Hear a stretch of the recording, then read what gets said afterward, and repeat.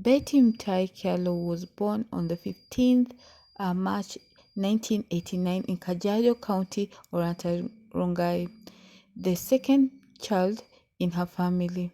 She has two sisters, Mercy Kyallo and Gloria Kyallo, and one brother, Brian Kyallo. Her parents, Julia Kyallo and Wilfred Kyallo. Her parents later separated and have both been present in her life. She attended Olerai Primary School and Uhuru Gardens Primary School. Later, she joined Kagundo Girls High School for her secondary education. She later went to Daystar University, where she graduated in a degree in mass communication.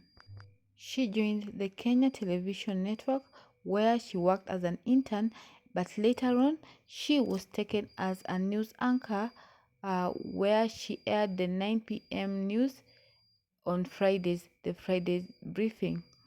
So during her show, she would invite different guests to come and just question and answer some of the questions that viewers were yearning to know. Some of the notable news actually is her interview with Prezzo. That you are. Oh, great. Happy New Year. Happy New Year to you, Prezzo. What's up? Great to rock Friday briefing. We don't freestyle for free. A case for yourself. Well, we'll take that short commercial break, but we will be back with Prezzo shortly. Don't go away. We will be back, the both of us. Together. How much did this cost? I don't want to talk about that. You don't want to talk about that? So far, so good. So far, so good. Yeah. So let's talk about... Very soon they'll be calling me Dr. Jackson McKinney. Really? Yeah. Herbal clinic or what? Or drugs? Herbal. No, not that kind of... No. So you've been busy. And I think if my dad was here, he would be proud of you? He would be president. He wouldn't be proud of me. He would be president of the Republic of Kenya. Really? Okay. I wish I had my hope. Okay. Let's chill. Let's get at this. Let's ask you some questions. Everybody says I brag. Yeah. Don't tell you to turn it down. Let's talk about your new song. You have a new song. I love your dress. It's very nice. Thank you, Prezzo. Thank you so much. Absolutely. Yeah, I was told that by my better half before I came in. So. Yeah. Thanks though. He always has to have you. Okay. And he's a lucky man. If you're watching, you're a lucky man. Okay, fine. This is bound to be the hardest interview. After 8 years of working with the KTN television, Betty Kyallo quit her job to move in with K24. Gosh, thank you so much. It's been a pleasure being on the station. But it's time to say goodbye. Yeah, but I'm happy to, to go and see uncharted waters, which is good. But yeah, it's just something that done. Please just get that. It's too close. That shot is just too close. But thank you so much to everybody who's made this possible. All the amazing, colleagues of mine who we work with. I really appreciate all of you guys, and I'll miss you for sure. And tutakutana hii town. Betty Kyallo later joined the K24 crew, and just in 2 years of working with the station, she quit over the show without giving her boss any form of notice. Betty Kyallo said this. Everything, the calls, I really appreciate you all. So it's now time for me to say goodbye here on K24 TV. If we meet again, great. If not, well, you know how you can find me on all my social media platforms, Instagram, Facebook, and of course, YouTube. My channel, Betty Kyallo Lately, is going to be popping and will be doing great things there. Thank you so much for all the support. I appreciate you. God bless you, and I love you. Good night. Outside her normal working environment, Betty Kyallo had different challenges in her life. First of all, she and her then husband, David Okari, went their separate ways. During the separation, there are a lot of rumors that went around that Betty Kyallo cheated with Dennis Okari with the governor of Mombasa, then Joe Joho. Betty Kyallo has since denied this allegation, but she did admit that she dated Joho. However, she fell out with Joho, and it is said Joho took back everything that he had bought for Betty Kyallo, including her car keys. In fact, it is said that at some point Betty Kyallo was driving the car that Joho bought for her, and she was stopped by his bodyguards to tell her to leave the car on the road. Betty Kyallo had to board a matatu to her workplace at KTN. Apart from that, guys, she was struggling with her relationship with her best friend Kantai. They were not only best friends, but they were business partner. Kantai had opened a business of beauty parlor, and Betty Kyallo became a partner to her. Unfortunately, things went south for the two of them. When things went south for the two of them, Betty opted to leave. No, sorry guys. What happened is Kentai is the one who asked Betty to leave her business because her services will no longer be needed. Unfortunately for Kentai, what she did not know, Betty Kyallo had all her strategies laid down.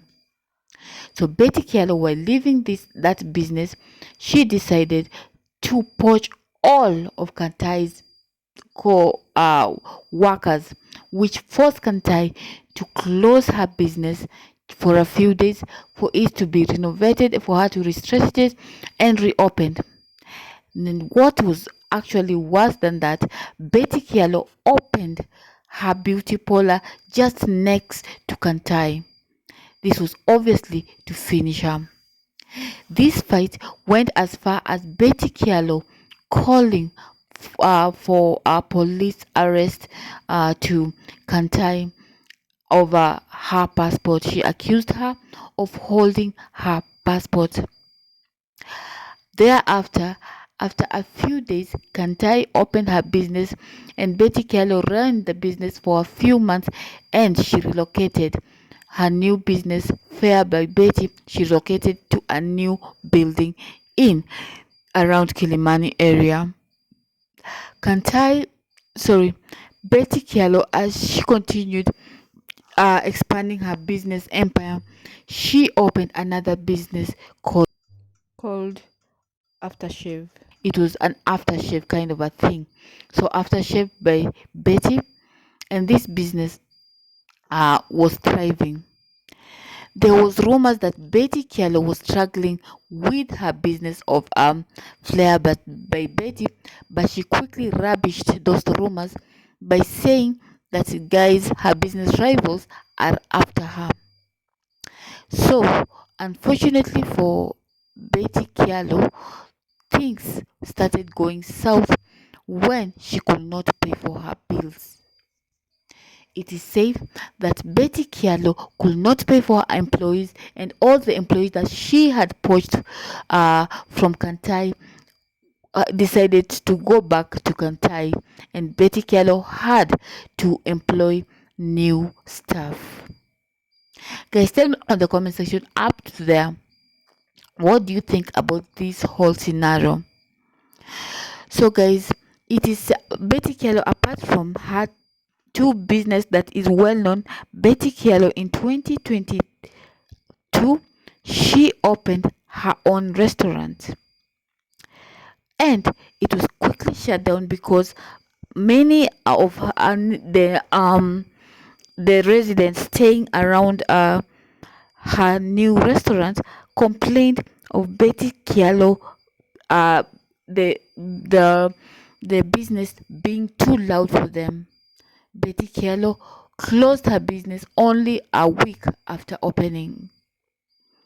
Thereafter, Betty Kyallo decided to open another very unique business. It's called an apologetic Betty. Betty Kyallo has come out to explain what an apologetic means. She actually says that she has passed her life through public who have betrayed her, some have laughed at her, some have bullied her, and she stayed strong, and that is the reason why she decided to call her beauty line an apologetic Betty. Let me quote to you what she had to say.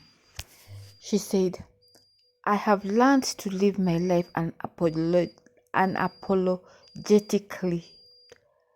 Being in a public eye since I was 21 made me not experience privacy of any kind, no matter what I am going through as a normal young woman.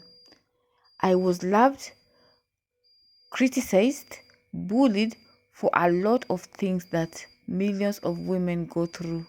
That's why my makeup with unapologetically Africa speaks to my heart. Being you no matter what. You can imagine waking up and you're trending on X with the worst thing being said about you. I love me unapologetically. I love my highs and lows. I love me. I love what the love and hate did to me. To be unapologetical Africa, get my foundation and beautiful lippers. Yeah, so basically that's advertising. So yeah, she said that the reason behind the name of her new brand, new line of makeup is because she has been living her life on public eye, so all the good and the bad the public can see because they lack privacy, guys. So right now we have news that Betty Kyallo closed shop because of auctioneers. Betty Kyallo herself has come out to say that she has decided to let her business go because it costs her her peace.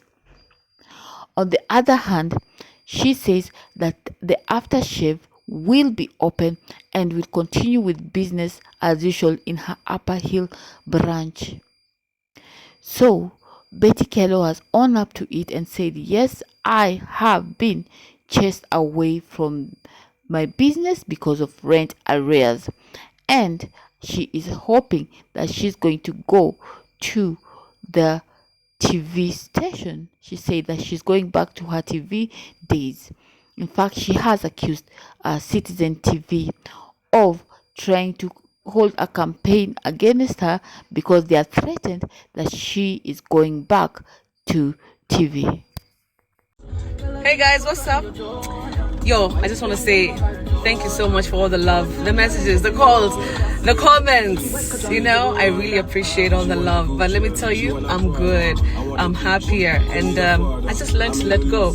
If something costs you your peace, your sleep, your happiness, you get home, you're not happy because you're thinking about stressful situations, you just let it go.